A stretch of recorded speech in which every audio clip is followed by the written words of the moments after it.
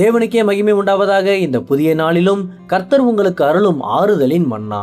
நான் உன் துக்கத்தை மாற்றி என் நித்திய சமாதானத்தாலும் சந்தோஷத்தாலும் உன்னை நிரப்பி ஆசீர்வதிப்பேன். நெகேமியா 12:43. தேவன் தங்களுக்கு மகா சந்தோஷத்தை உண்டாக்கினதினால் மகிழ்ச்சியாய் இருந்தார்கள்.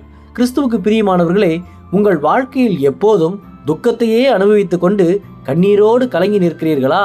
கவலைப்படாதீர்கள். இன்று கர்த்தர் உங்கள் வேதனைகளை மாற்றி உங்கள் வாழ்வில் என்றும் நிலைத்திருக்கும் சமாதானத்தின் சந்தோஷத்தை உண்டாக்கப் போகிறார். அவர் தரும் சந்தோஷம் நித்தியமானது, நிரந்தரமானது மட்டுமல்லாமல் இந்த உலகத்தில் யாராலும் தர முடியாதது, எடுக்க முடியாததாகும். அன்று நெகேமியாவின் நாட்களில் எருசலேமின் அலங்கம் கட்டப்பட்ட போது தேவன் அவர்களுக்கு பெரிய மகிழ்ச்சியை தந்தார். அதே போல உங்களின் துக்கமும் பெரும் சந்தோஷமாக நிச்சயமாகவே மாறும். இன்று முதல் நீங்கள் வாழ்வில் உயர்ந்து தேவன் அருளும் குறையாத சந்தோஷத்தால் என்றென்றும் களி கூர்ந்து நீங்கள் மகிழ்ந்து கொண்டாடுவீர்கள்.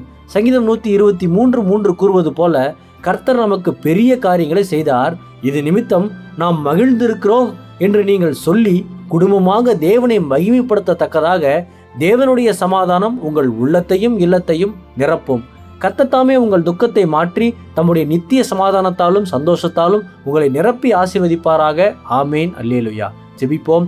என் அன்புள்ள பரிசுத்த பரலோக பிதாவே, இந்த புதிய நாளுக்காக உமக்கு ஸ்தோத்திரம். நித்திய சமாதான காரணரே, என் துக்கத்தை எல்லாம் மாற்றி நீர் தரும் நித்திய சந்தோஷத்தால் என் வாழ்வை நிரப்பி ஆசீர்வதியும்.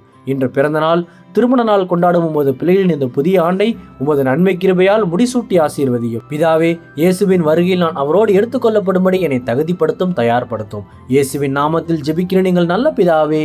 ஆமேன். மாரநாதா.